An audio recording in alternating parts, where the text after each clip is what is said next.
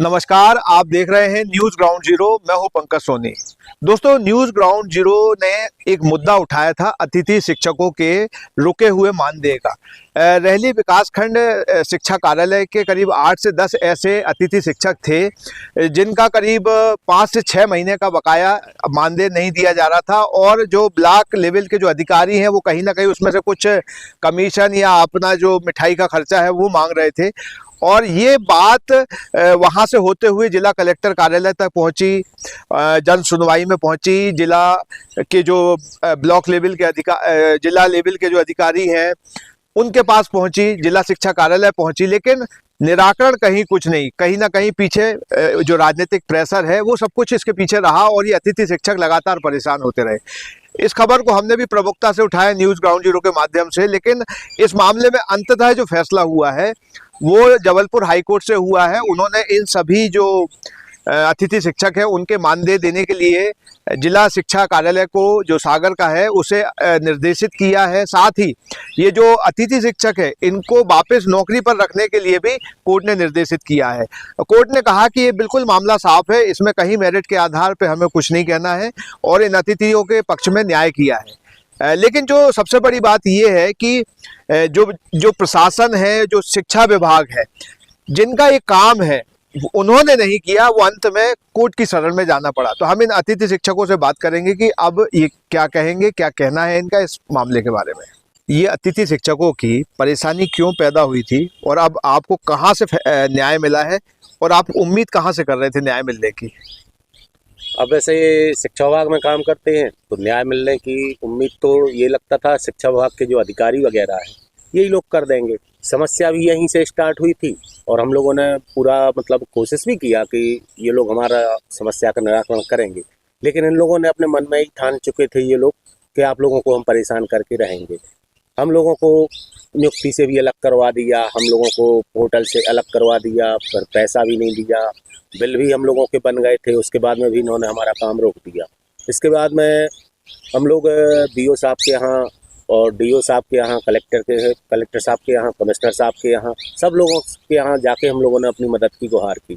जन सुनवाई में भी 5-10 बार गए, लेकिन हम लोगों की सुनवाई कहीं नहीं हुई। अंततः हम लोग हार कर, निराश होकर, और सभी लोगों ने एक राय विचार बनाया कि अब सीधा यदि सिस्टम पूरा काम करने के लायक नहीं है तो ऐसे सिस्टम के अधिकारियों से फिर कोई उम्मीद भी नहीं करना चाहिए। इसलिए हम लोगों ने फिर हाई कोर्ट का रास्ता अपनाया, उच्च न्यायालय जबलपुर।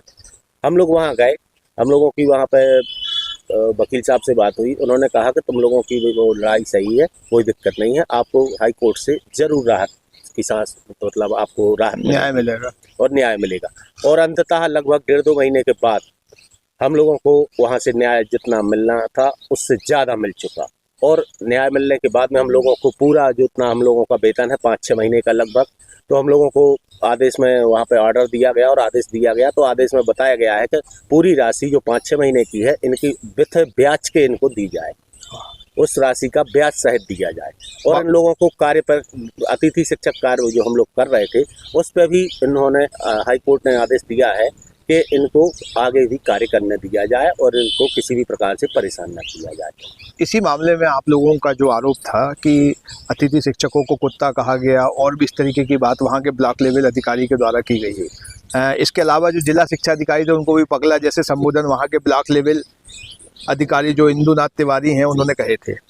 इस पर कुछ अभी तक कार्रवाई हुई? क्योंकि न्याय का पक्ष तो आपको हाई कोर्ट से मिल गया, लेकिन जो अभद्र भाषा है, अधिकारियों को अनर्गल बोलना है, आप लोगों को कुत्ते जैसे शब्दों से शिक्षकों को संबोधित करना है, इस पे कोई अभी तक जिला प्रशासन या जो आपके डीओ है वहाँ से कोई कार्रवाई हुई नहीं?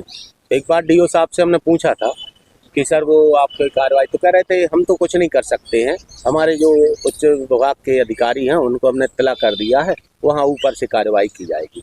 लेकिन हमें समझ में कुछ नहीं आया, ना कोई कार्रवाई हुई है। तो हमें ऐसा लगता है कि शायद ऐसा बोलचाल का प्रचलन ही हो, एक दूसरे से बोलना चालना। इन लोगों को शिष्टता, जो शिष्टाचार होता है और मान सम्मान होता है, शायद इन लोगों में ना चलता हो। अब हम लोग तो जानते हैं कि चलता होगा।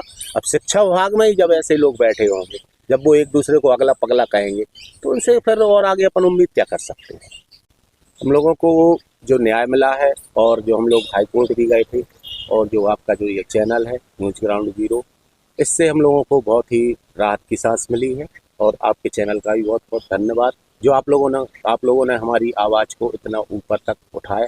लेकिन ये भी चाहते हैं कि आपकी आवाज़ जहाँ तक पहुँचती है, अधिकारियों को भी सोचना चाहिए कि इन अतिथियों को दर बदर की ठोकरें खाने के लिए नहीं मतलब भटकाना चाहिए।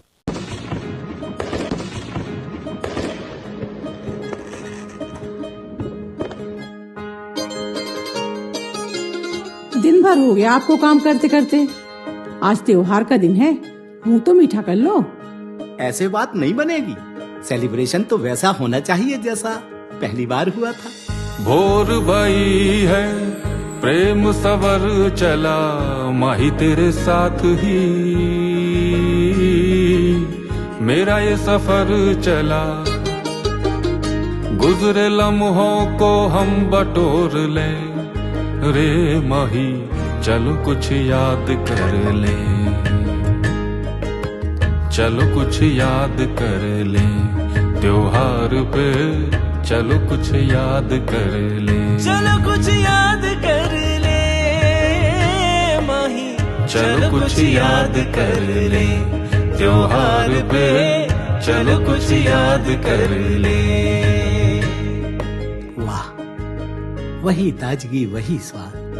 कुसुम, तुम्हारे हाथों में जादू है।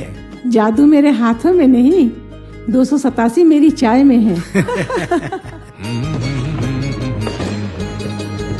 एक ऐसा स्वाद जो हमेशा रहे याद। 287 मेरी चाय, तन मन जगाए बात बन जाए।